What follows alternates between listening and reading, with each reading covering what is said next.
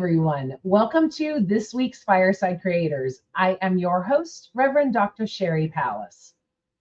Y'all, I can't even be formal right now. This is the 150th show that I have done. And that's just absolutely insane to me because when I started this, it was my friend Tim Hammett. If you've been watching the show for a while, I've mentioned him.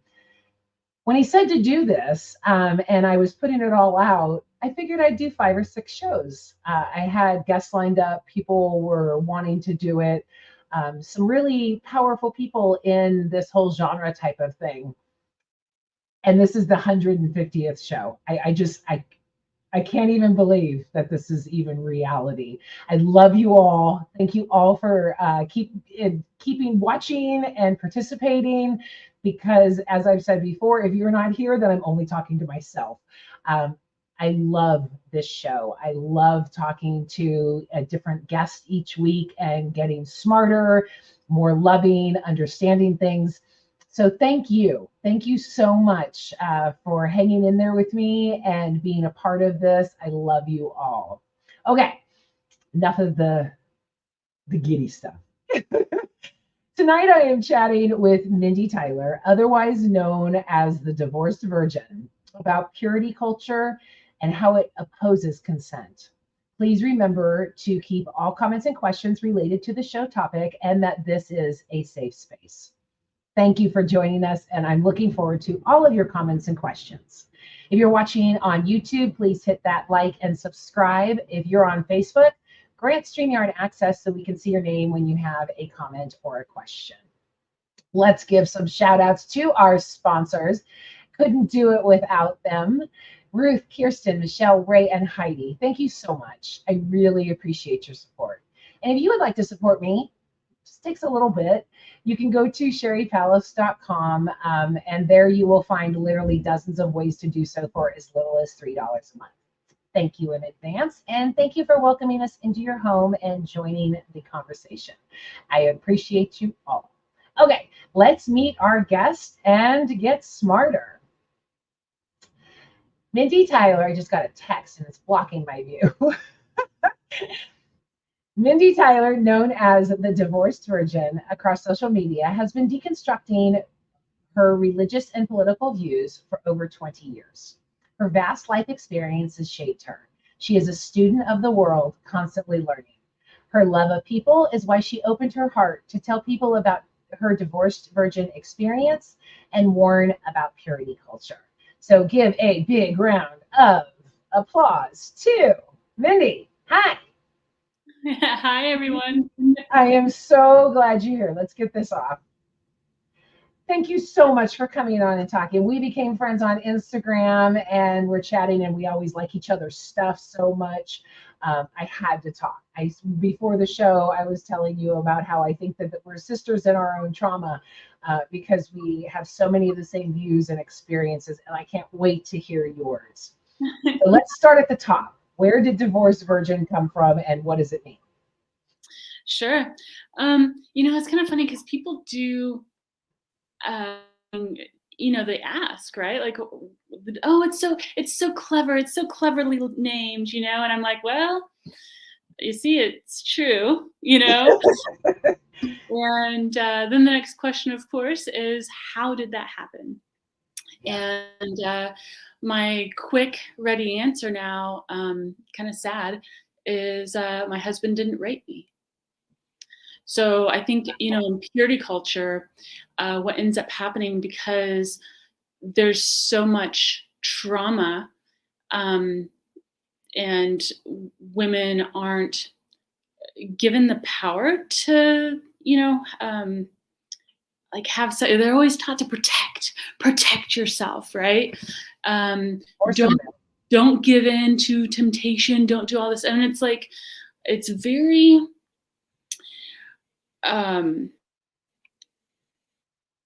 you feel like you can't move almost, right? Like if you smile at someone and they, do something or ask you out, you're a temptress and horrible, right? Or if people like all that stuff. And so when you on your wedding night, it's one of those things where you're just kind of scared, you're paralyzed, and this was for me. And I've talked to a lot of people, and it was the same way for them. And thankfully, I had a good guy, and he didn't force me. And I think, a lot of women are forced. So. Yeah, I actually opened my book with, I didn't realize that I was being raped. Damn. Because of purity culture. In fact, Josh Scott was on the show last week, and we were talking about keeping the Bible in context. And he said, as benign as 1 Corinthians 13, and I was like, well, but that's not benign. That says that I have to submit and obey. As a woman, it's read totally differently. And he was like, I never thought of it that way. Like, we are told to submit. We are, I was told that anyone who picked me, I had to be with. Did you have the same type of thing? Yeah. Yes. Yeah. It was, you didn't have a choice, really. Right. But it was kind of wild because the way things, and I did go against that. Yeah, I did go against that somehow. I don't know exactly how I got out of that particular mindset, but I did. So that was good. So how long were you married? Not long. Okay. You can imagine, right? Yeah. It was 1.5 years on paper. Okay. Yeah. So, yeah, just. Yeah, we were together 14 months, but 10 years on paper. Oh, shit. Yeah, yeah. You know what it's like. But yeah, but he's such a good guy. We still talk. We chatted yesterday, and it's 20 years later. Wow. I still call his mom, and yeah, have a really good relationship. So good. And his wife, and now his 2 kids. So. Oh, awesome. Awesome. Yeah. Yeah, I was friends with mine till the day he died. So I get that.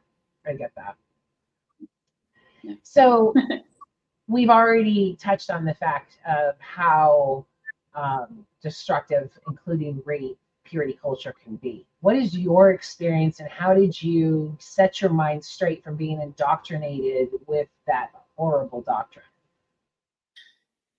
It was quite the journey. I, as a divorced virgin, I felt so broken, right?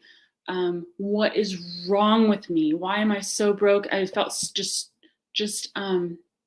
alone. I couldn't feel like I could tell anybody either, right? Nobody knew until I was like 10, 15 years later. So I'm a little bit confused. Are you saying that in the divorced virgin, you never had sex with your husband? Right. Really?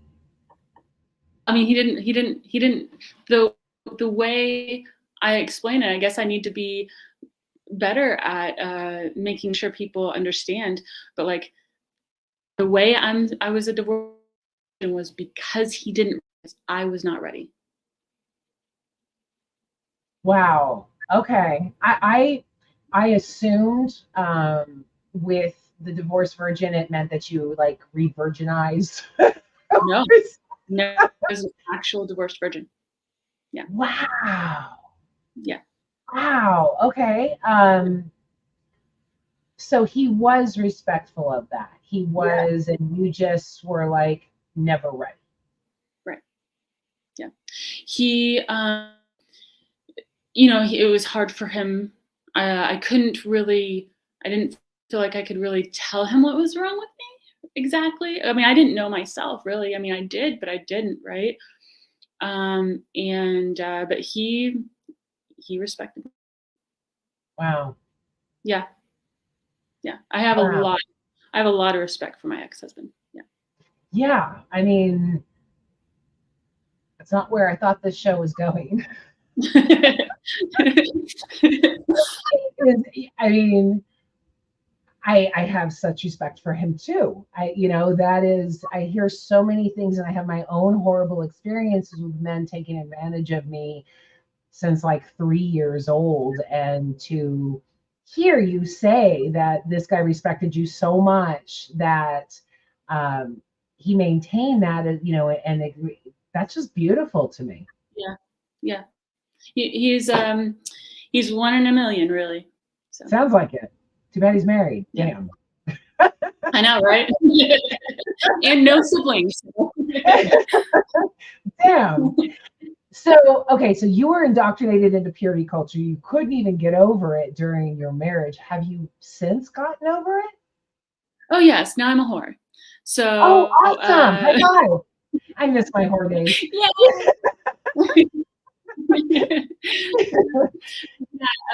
That's one of my things is, divorced virgin to self-proclaimed whore, and I own it. So I love it. I love it. Yeah. I love that you're owning your sexuality. I mean, that's one thing about the purity culture that is so hard to get over for so many people. For me, it was rebellion. I had the yucky feelings afterwards, but it wasn't going to stop me. Now it's just, I don't want anything to do with men, but that's a whole different show. I learned from my mistakes, but so you came into it and grabbed it and said, this is my, why could you do that on your own as a single person, but not in your marriage? Well, it wasn't something that I could just do. Okay. It was very hard. It took a lot of unfuckery. And all the mind fucks that I had to kind of jump through was very difficult. And I just decided, I was just like, I have to do this. I have to get over this. Right? Like I picked out, sounds so, but I mean, it took months and months. Don't get me wrong, right? Like the whole thing. Only months? Yeah, like it took me more months. It took me a lot of months, even after the divorce. And just that's all I worked on, pretty much, right? And it's like trying to unfuck my brain. And if you think about it, in purity culture, your entire worth is wrapped up in your virginity. Your entire worth as a woman, right? And which is a social construct to begin with, by the way, because so many women lose their virginity on a horse or on a bike or something to that effect. And so it's this whole patriarchal concept that is based on nothing except property and seizure of the woman and never touched. It's really just really gross. The whole foundation of culture is just gross to me now. It's obviously all about control. And so, controlling women generally. And so, like, I just decided at one point, I'm like, the only way that I can move past this is I can't think my way through it. I'm going to have to fuck my way through it. Right? And so I decided to, I picked this guy out. He seemed nice. He gave me free minutes at Sprint every month. He's going over, and I kind of, I let him give me my number, and I was like, should I call him? Mindy, you gotta do this. I was talking myself through it. And so on the date night, I just let him fuck me. And it was really embarrassing. I did not tell him I was a virgin. And I laid there like a dead fish. Literally, I did not move. Like, I was scared shitless. Was I going to go to hell now? Was things going to change? God, obviously God was looking at me right now, right? Like a creeper, and seeing that I wasn't, married, and like all these things. And like, yeah, I didn't move. And that was my first one night stand. So there you go. um, yeah, I didn't know what I was doing. I was not good enough to go back to, and I actually convinced him to go back to his ex-girlfriend. Oh, wow. He kept talking about it. And so I felt good about that because he, anyway, he seemed really still caught up with her. So it was good. We served her, in different ways. Yeah. So how old were you when all this happened? I mean, when you got married, divorced, and then your first tryst? Yeah. I got married a month after being 19.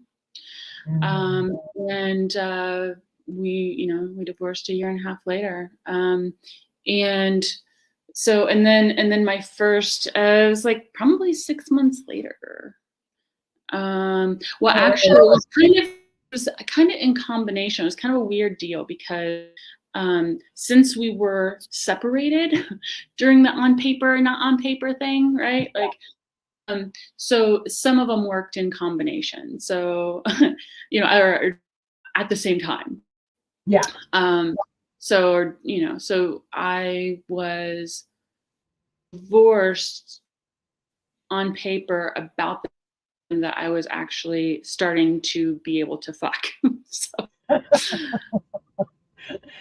Well, and anyone who might be clutching their pearls at this point, I want to reiterate that we are very sexual beings. We are able to have sex most of our lives. Our adult lives is the way it's supposed to be.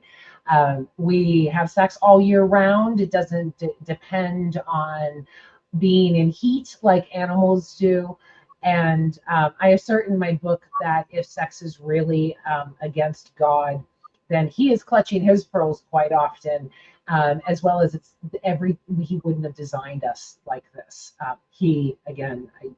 Anyone who's watching know that I don't believe that God is any type of being, but it is control, it is patriarchy, and women should have the bodily autonomy to be able to play just as much as men do. And have for all of this time. If there isn't a control factor, there shouldn't be a judgment factor. And you should only care about living our best lives. And sex should be part of that. So yes. Put down the pearls, calm down. Let's continue talking about fucking. And I love, it sounds really funny, but in a funny way, because I was raised in purity culture, I know all the mindset and everything. I actually love using the word fuck to make people uncomfortable. Yeah. Like that is intentional. So, I like that. Yeah. I think it gets people thinking more and maybe put off, but I don't give a shit, right? Like, but I mean, they'll listen to someone else down the road and not be so judgmental of them, right? There you go. And it all works. Yeah, it all works together. So, I mean, in my book I break down sin, and this was a huge thing for me because anytime I started dating, my mom would disown me. So because you're having sex and you're going to hell and all of that type of stuff. But to be able to come into my own and say, this is my body and it's okay, was much more months than months for me. It was years. It was years of me trying to say, no, it's okay. It's like a Christmas gift, like God gave me a PS, what are we up to, 5 or 6 right now, and said, don't play with it. The mental gymnastics we have to do to jump through the purity culture hoops is not only unnatural, it's also very traumatizing. Yeah, absolutely. It did take me a long time. And I got taken advantage of so much because of my neotivity. There's so much non-consensual sex that I had because I was the temptress, and they could convince me that since I made them hard, then I had to finish, right? Like, and you're not supposed to question. In purity culture, you're taught you're not supposed to question. Oops, I called my friend because I had lost connection. So sorry, but we're good now, friend. Yeah, you're taught, don't question adults, don't question, like, and things are your fault. Things are all your fault, right?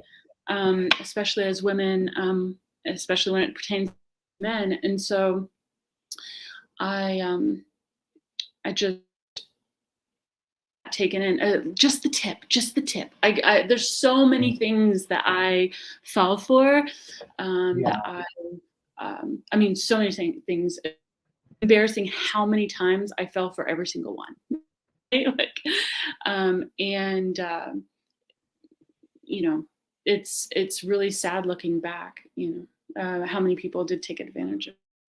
Yeah, and I think I kind of lost my train of thought with where I was going with the last comment, but I think that when I break down the sin, it's where I see any type of sin is actually coercion, is actually in lying to get sex or pretending to be someone you're not. I do not see any issues in the way that we were created. Take religion out, take all of the shame out with a consensual adult relationship. Whether that relationship is 20 minutes or 20 years, as long as it is consensual, then that is okay. There should be no shame with sex as long as both people are on an even keel and going into it in the same direction and with the same intentions. That intention may be, I'm never going to see you again, and both people are okay with that, or we're going to try and progress something. But the lies and the coercion and extending to rape is where the only places I see sex as a sin. Yeah. And it's what? And it's everywhere. I mean, like, a lot of men think that they have to take us because of purity culture. Yeah. It's unfortunate, but I think a lot of men, because of women's like submissive, like how they were raised, right? Their submissive behavior or whatever. I think that's how a lot of men get sex. I do. It's unfortunate. I think a lot of sex is rape and coercion. I think I would venture to guess most. Wow. I mean, people actually, and my personal experience. Wow. Yeah, my husband wanted to have sex almost immediately after I gave birth. Yeah, you can't do that. And I would cry. I would beg and say no.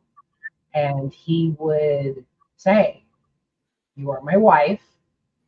You have to. God gave me this right. And now he's dead now. And guarantee you that if I ever had said to him before he died, do you know you raped me? He would have busted out laughing. It's like, no, I didn't. What are you talking about? Yeah.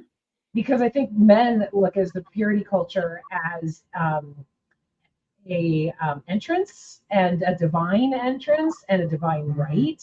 Yeah. So rape gets put to the side because it can't be rape if God said so, right? It can't be rape if she's supposed to submit. That's her problem. She's just not submitting. So I think the convoluted nature of the purity culture and rape, I don't think a lot of men see how close those actually are. Even to the point of the father doing the purity dance and giving the rings. I mean, it's all about girls being property and then being submissive. So if they're property, they can't be raped, right? Right. Yeah. It's a divine permission. Right. Right. basically.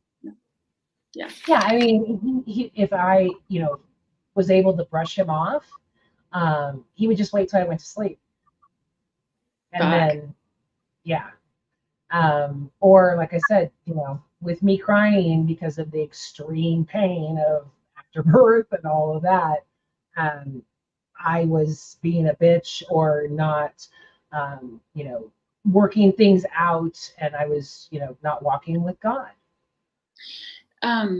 Sherry, I just want to stop here and just say I'm really sorry that happened to you. I've healed. It's okay. It's in the book. But thank you. And And likewise. still though, it's not okay. And Yeah. I think it was ignorance on all sides. I do not think my ex was a rapist. I think that he raped in the name of God. And that's not absolving him in any way. But that's what purity culture teaches. That's part of the power that it gives the men, is that we no longer own our bodies. right. Yeah. Yeah, it's true. Yeah, there are a lot of things that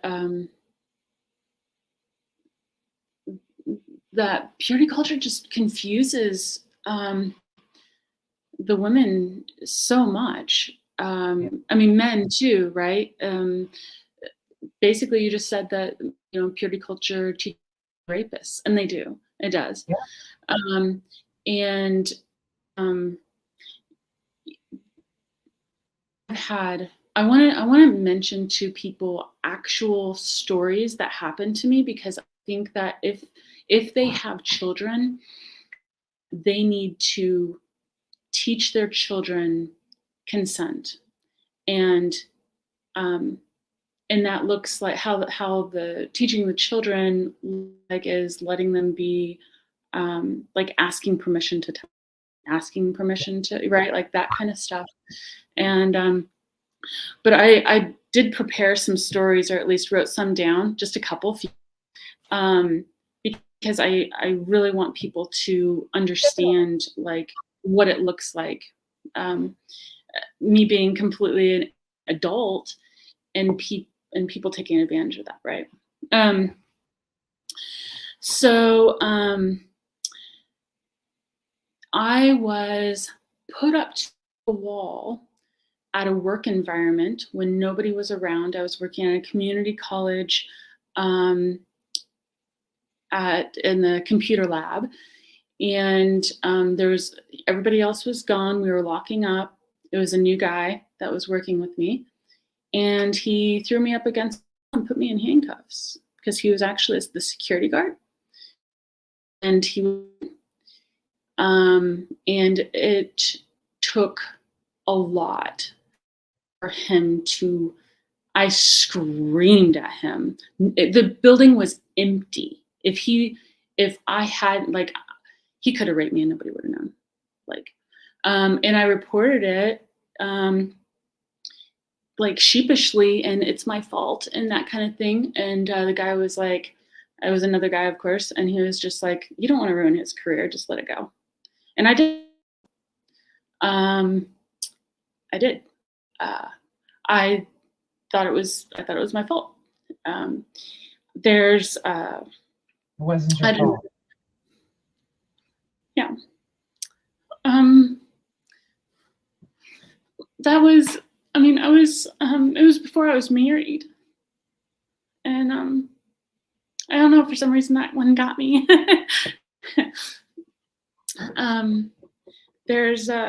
I had a boss touch me on my boobs, touch me like over clothes, right? Touch me, try to touch me on my vagina, over clothes. He a swimming suit, because I had a swimming suit around. It wasn't out, and I caught him smelling my crotch of the swimming suit, and told his wife. She's like, oh, well, you can't sue us. Other people have tried and they didn't win. That was also around 20 years ago. uh, Women I was, enabling this just makes me want to vomit. yeah. I mean, I had a boss, I was attacked by a customer, and I had a boss, I called her right after, and she said, well, I guess you just lost the customer. Yeah. Yeah. Yeah. Yeah. Yeah. Yeah. Crazy stuff that happens. And being naive and not knowing how to handle it because you were raised in purity culture doesn't do you any favors. In fact, that's failed parenting. And Okay, there's so let me also, ask you, you say that you didn't know how to handle it because you were naive. How would you handle it now? which one? Your choice. So I would have sued. The thing is that these people don't know anything other than where it hurts them in their pocketbooks. He was a millionaire and he really didn't give a fuck. And suing would have hopefully ensured, if I would have won, would have ensured that he wouldn't have done it to others.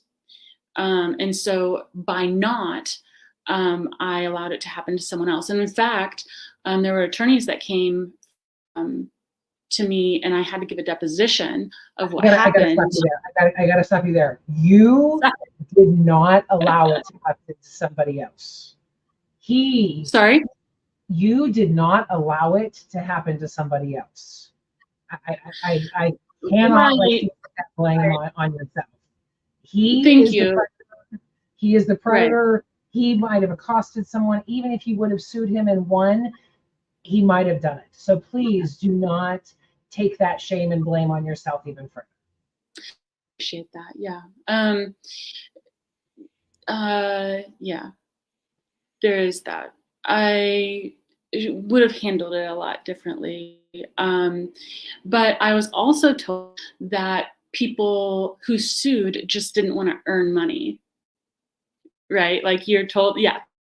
Wow. So like, cause the McDonald's, well, it wasn't through them, it was through other, indoctrination, right? Like, cause the McDonald's lawsuit, the famous McDonald's lawsuit was happening, the spilled hot coffee on our, oh yeah. Like all that was happening, like all these famous cases. And so my parents, like, oh yeah, they just don't want to work for their money. They're lazy mother, like they didn't. Wow.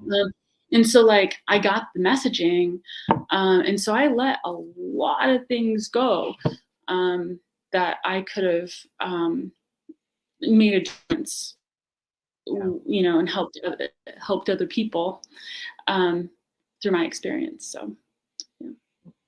Yeah, one of the things that really drives me crazy, we hear so much of it right now in politics because of Trump and him being declared a rapist.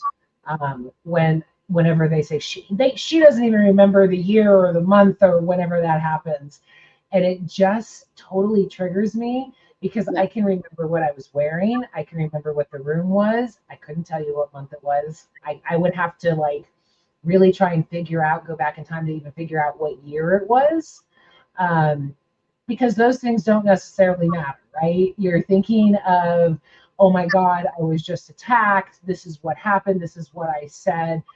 Never in any point in my head did I think, I better remember this date because 20 years from now, I don't want to remember any of it, let alone the time frame or, I have to go back. Okay, well, I was working this job at this point. Was summer, so the types of trauma that are negated because we don't remember every exact detail that they want to justify the event anyway, just further perpetuates our trauma. Yeah, no, it's true. I can't imagine being on the stage or whatever, and people just expecting you to know every single thing that they want you to remember, and that's not how trauma works. Like you said, to your point, yeah. So I'm so sorry. Yeah.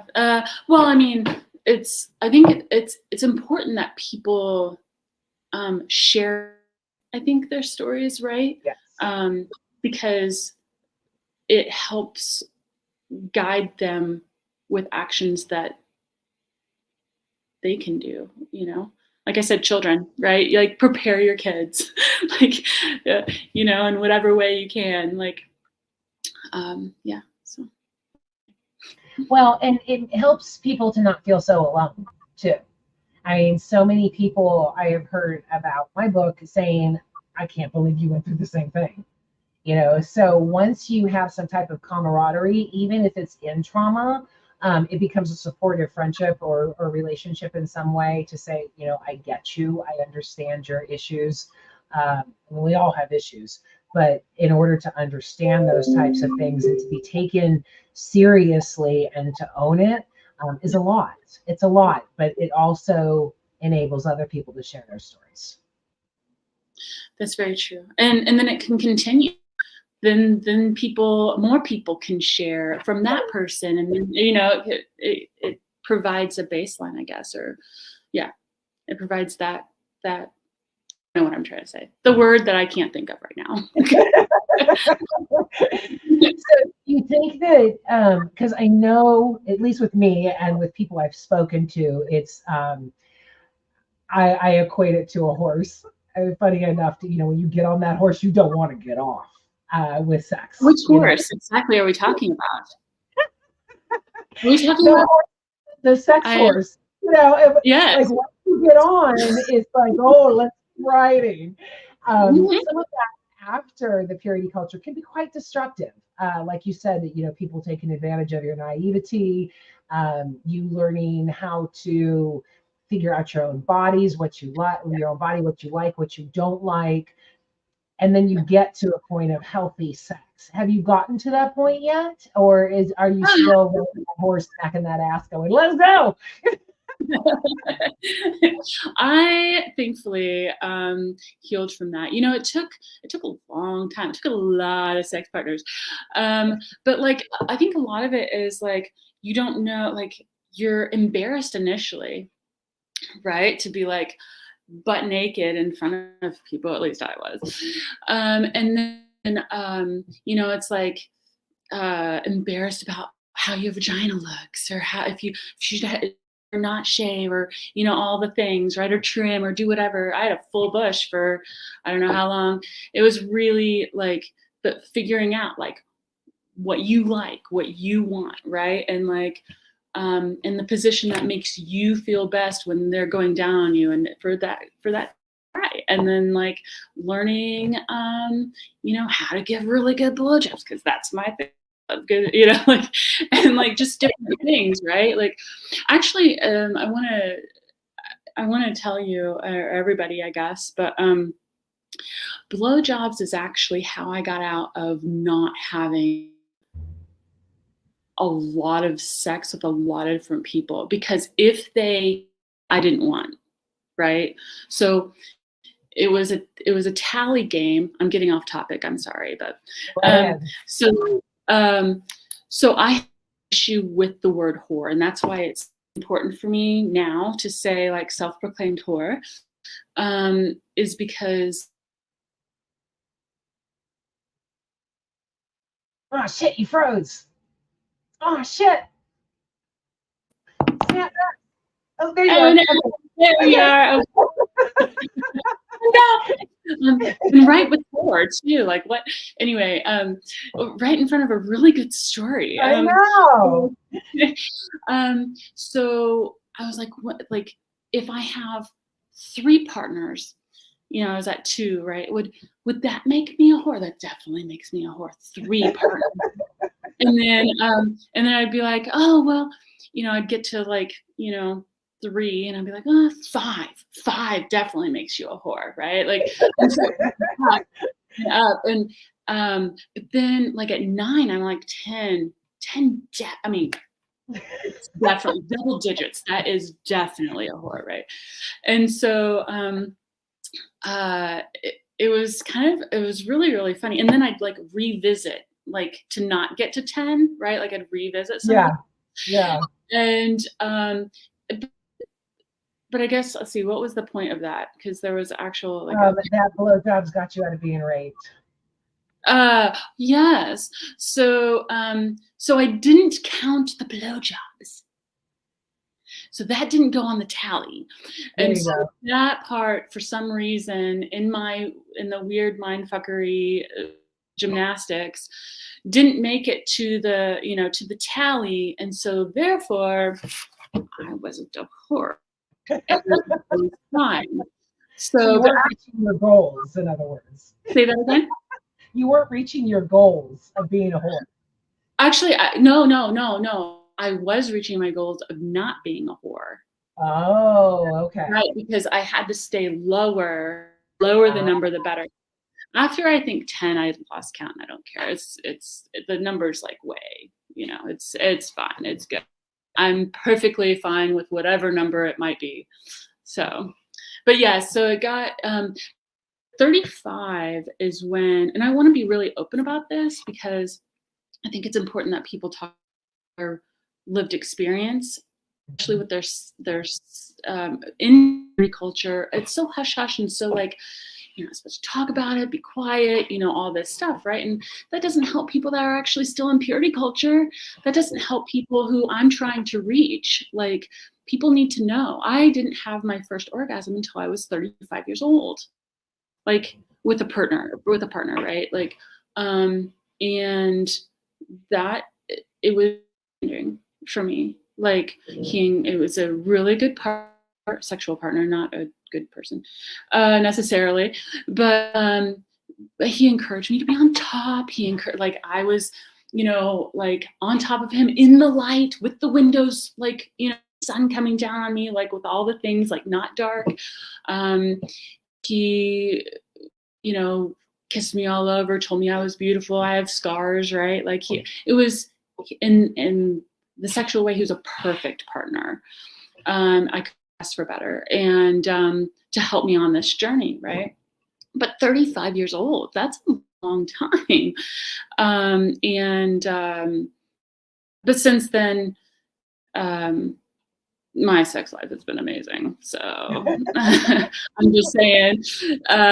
So I encourage people just learn your body, keep at it. Like, I know, like, and I know I'm getting off topic, and it's more of a sex thing than a consent thing. But purity culture does fuck you. I really, really want to hone on this point where a lot of people are still uncomfortable. I've talked to a lot of people with the Divorce Virgin Project. I've talked to 80 people about their sex lives and everything else, and not necessarily all on camera. But people still have 15, 20 years later, still have a hard time with sex. Just even like fucking their wife or fucking their, still have a lot of issues. Like, they don't know their body, they don't know the other person's body, they don't know what they like, that kind of thing. And so I just really encourage people to explore. Like, it's kind of funny, and I'll go into detail if it's okay about, like, because people don't talk about this. Like, say someone on me, right? If my leg is up or in a different position, or I hold my leg, that's completely different than it just being laying down. It feels completely different. You can be completely turned on. People don't know that. Those are the basics that people don't know, right?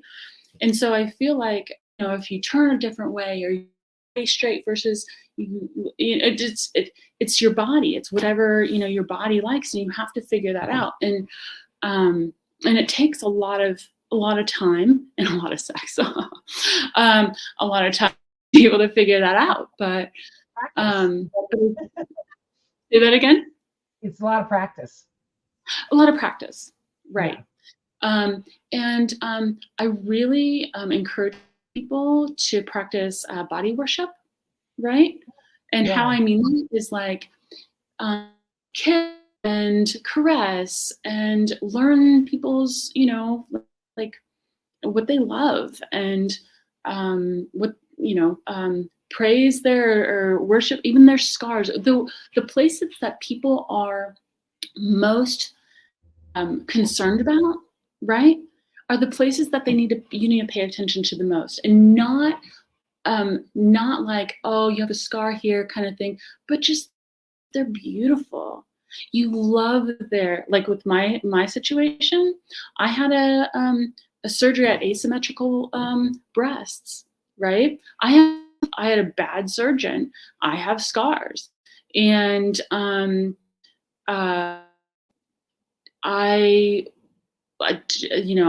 they're faded, but I'm still a little sensitive, and so I've got some wonderful partners, and they've told me that they just love my breasts. They just love and they kiss on them, and right? It's all about making your partner feel comfortable. If people have stretch marks or whatever, you make sure that they know that they are beautiful, and that turns people on. That makes them more in their body and okay with them, and then like the magic can happen from, right, like the connection and the beauty of sex, the play, adult play. Yeah. So it's really an American issue. yes. This hang up with sex is real. I mean, it starts with the Puritans. It continues through evangelicalism and Catholicism and all of these things. One of the things that really shook me out of the purity culture was learning that Japan shuns violence and explores sex. So, and it was like, we're just the opposite. We shun sex and explore all the violence. I mean, there's studies that, by the time a child is like 15 years old, they've seen 80,000 murders at this point because of TV, because of movies, but yet we still don't know about our bodies. And I say that, if we have demonized our bodies and our genitals. I had a friend tell me once that my breasts were sexual organs. I was like, no, they're not. But we have made all of these hangups with sex, and we're just missing out. We are the ones that are missing out on the fun. But again, it has to be honest. If one of the partners is going into this thinking that they have found love and they want to encourage and build a relationship, and the other partner thinks it's just a one-night thing, a lot of pain is going to happen over you have to agree. It's a one-night stand. Yeah, it's a one-night stand. Yeah. I mean, it's that honesty is where that respect comes in, and if you don't have that honesty, you shouldn't be allowing someone to peruse your body. But a lot of times we don't know. We don't know that they're not being honest, or dishonest. We don't know that they are predatory. But again, if it's an adult, honest situation, then it can be a beautiful thing. And it doesn't have to be based on love. It doesn't have to be based on a relationship. It's based on two adults enjoying their bodies. Yes. Our bodies are not sinful in and of themselves. And if it was on our arm, I mean, I rub my shoulders almost every day and go, oh, yeah. Would that be a sin? I mean, it's just so weird how we have demonized our genitals, but we can always feel good touching everything else. Yeah. It's hypocrisy. It's patriarchy. Yeah. It goes back to women being owned. Yeah. Yeah. I want to address something. I think that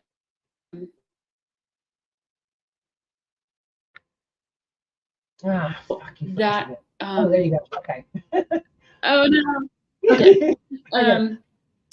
And so when you were talking about be honest and all the stuff, right? It's so crazy how we are taught not to use our voice, though. We can't be honest if we can't talk. Right. Right. And so it takes away our voice. Right. We don't want it to be anything other than, I mean, I've had situations where I didn't want to go further, but I couldn't tell anybody. I couldn't tell them, right? Like, because it does take away the power of the woman, and so yeah, like work on unfucking your brain. Right. And I had forgotten and about just that. like, say that again. I had forgotten about that, not being afraid to say no, Yeah, being afraid to say anything. yeah, And I've had those experiences where I just kept quiet, just let it finish. This man is assaulting me, and there's nothing I can do about it. right. Yeah. That's where Um, true trauma occurs. yeah. So I think the advice that I would give people, and not that anybody's asking me, but is to practice using your voice. That's so important, and that's so important in life, in a job, in anything. That and they take that away from us. So practice. Even to yourself in the mirror, even like being honest with yourself. So anyway, but talking out loud. Yeah, I mean, I remember in a work environment when I first got my voice. Uh, and when I left, I cried. It was like, where did that come from? I finally was able to speak up. What is going on? Yeah, It's terrifying. And yeah, now I don't even look at it as a point of courage, but I'm told on a regular basis that it is. So I hope that all women, especially when they have been told to submit or anything because of religion and the patriarchy and all of the bullshit that goes along with it, really own your body, your voice, and everything that could take up that space. Own that space. Own your pleasures. Own your desires. Own your kinks. Anything that makes you who you are without hurting other people.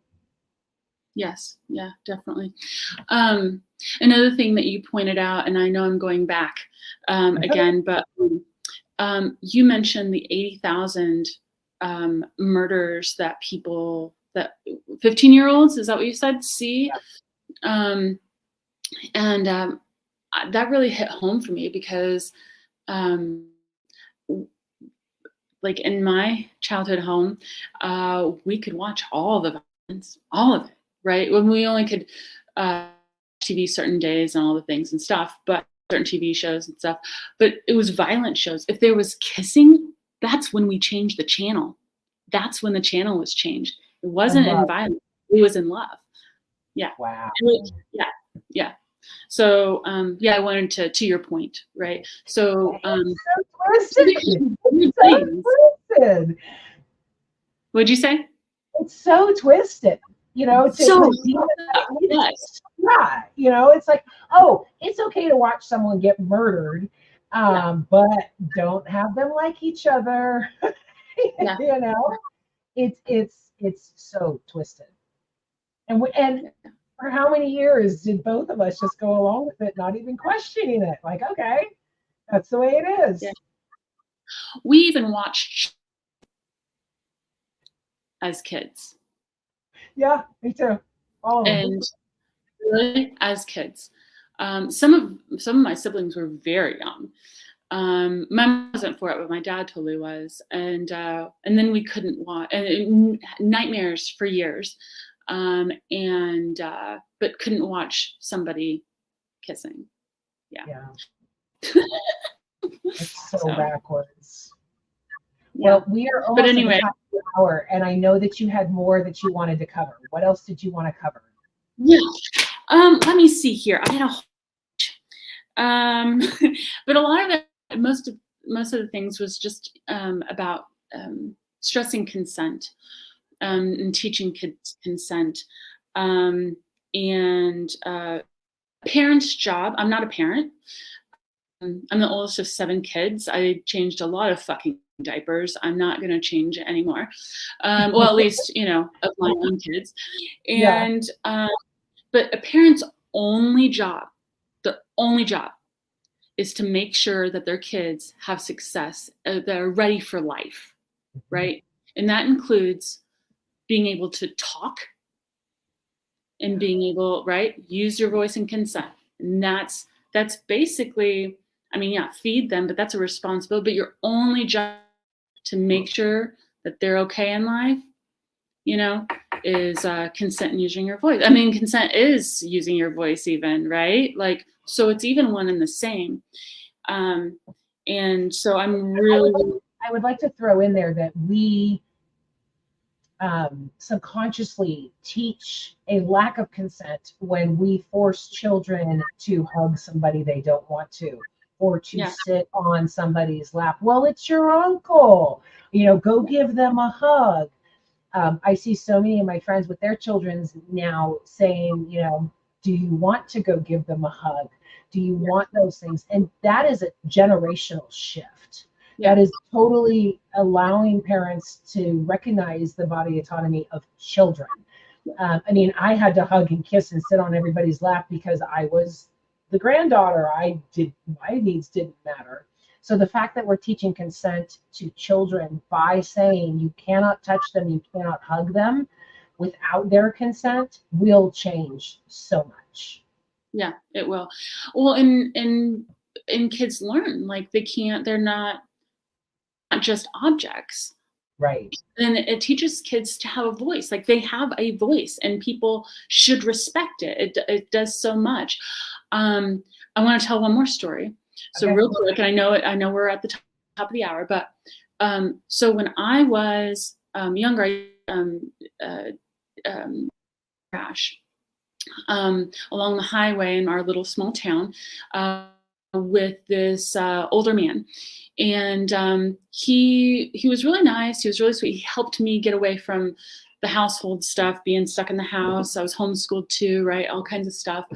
But so, picked up the trash, also went to his house all the time to help him organize his stuff. Anyway, he was a hoarder.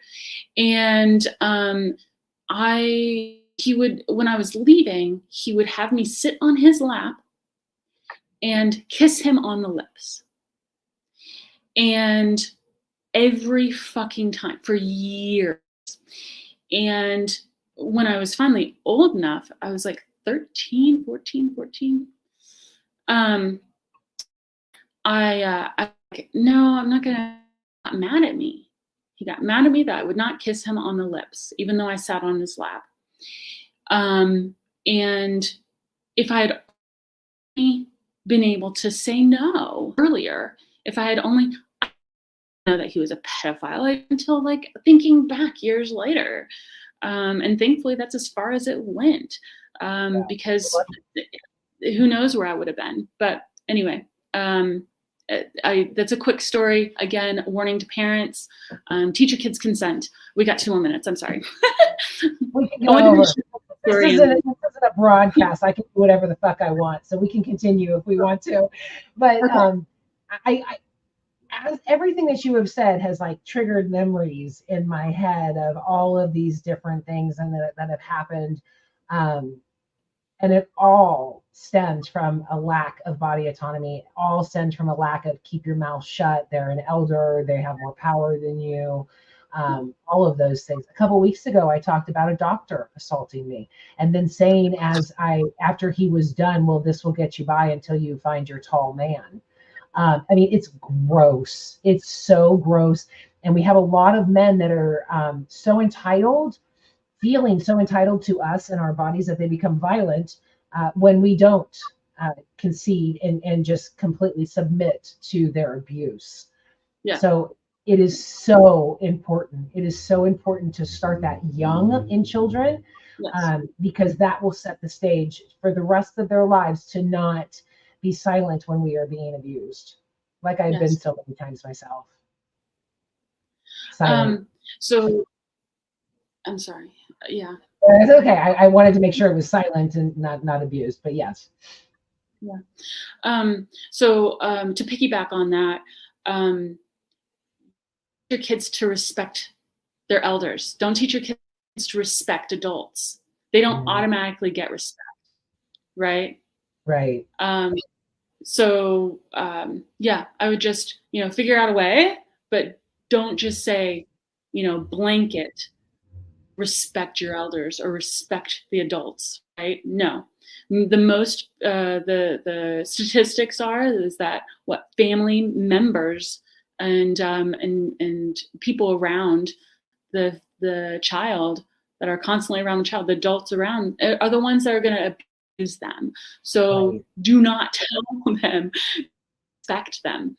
That means that they'll keep secrets, that they'll Right. keep their secrets, that they're touching them, that they'll, because they're respecting them whenever they're saying, don't tell mommy and daddy, right?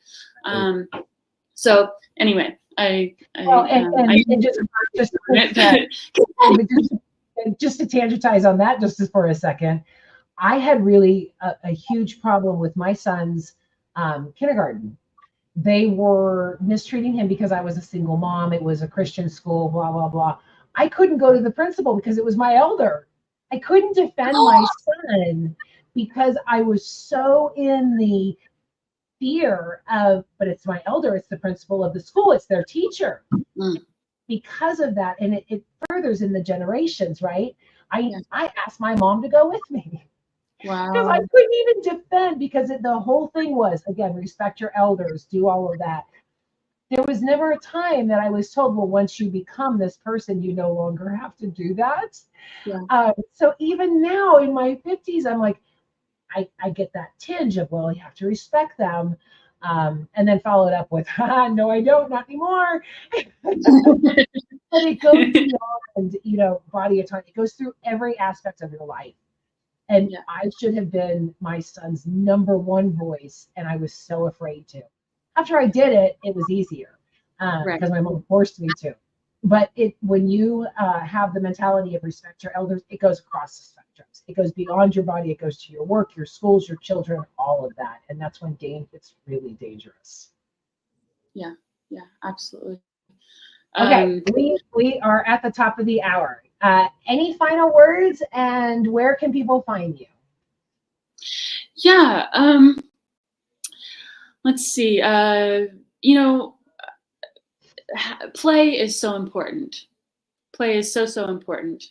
And there's people who, if you're having trouble playing, if you're really tight or whatever, there's pelvic floor specialists that can help you. I have one on my page of the Divorce Virgin Project.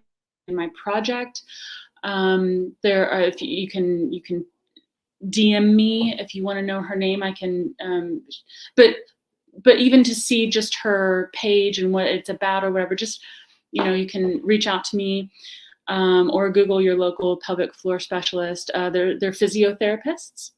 So I wanted to make sure I got that out there if you're in trouble. And yes, you can find me on The Divorce Virgin on Instagram, just The Divorce Virgin. Also The Divorce Virgin Project. I've actually put it on hold a bit because my brain was hijacked by Gaza. And I spent a lot of days, months crying instead of working on my project. So, but it's that next week. Say that again. We're actually going to be covering that next week. Oh, wow, yeah. That's cool. That's good. So it's revived here soon, but I have a lot of political stuff that I post on The Divorce Virgin and on Instagram, and follow me.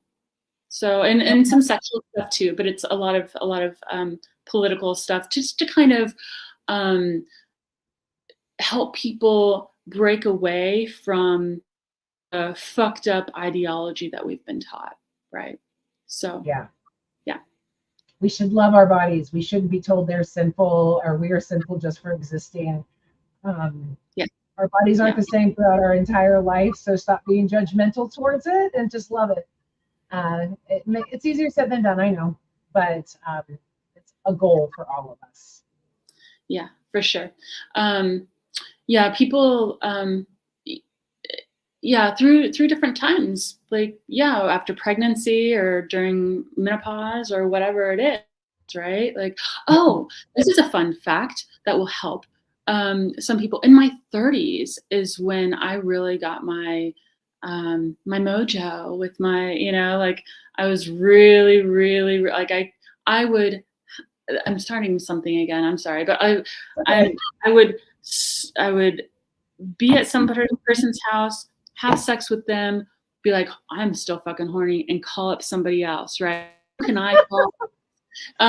So like, yeah, 30s are amazing. At least they were for me, and I'm from other people too. So, and 40s are pretty great too. So, yeah, your body changes. Just adapt. So exactly. Yeah. Okay. Well, I'm going to send you back and close the show. Thank you so much, Mindy. This has been amazing. Thank you, Sherry. I really appreciate you. Hi, everybody. Right there. I want to talk to you afterwards. Okay. Well, that was a fantastic show. I think we earned our adult rating on YouTube. So there we go. Sex is natural. Sex is normal. Sex is wonderful. Relax. Enjoy yourself. And really shun anything that demonizes any part of your body that is made for procreation, love, fun, any of that. It's okay. Thanks for watching, and thanks for your input, Harold. It was great to see you. Next week's show is with Annie Zonneveld, writer, singer, songwriter, founder and president of Muslims for Progressive Values, and a UN ambassador for genocide. We will sit down to chat about political corruption, Gaza, Christian nationalism. It's definitely going to be a heavy show, but it's so needed. We will talk about how theocracy and how we got here today from the US to the Middle East. Political corruption is a cancer on society. So yes, I'm going to do this show. Don't forget to check out my book. Where is it? Where is it? There it is. There it is. You like my poster? Go get it. We are almost done with the follow-up course, so that should be releasing at probably the end of next month. So you can have experts commenting on how you can do things. I'm going to try and get Mindy to do it. I think it would be perfect. If you like the show, go ahead and share it. Tell your friends. Thanks again for watching. Subscribe. Have a wonderful week. I will see you next Tuesday. Mwah! Walk in love.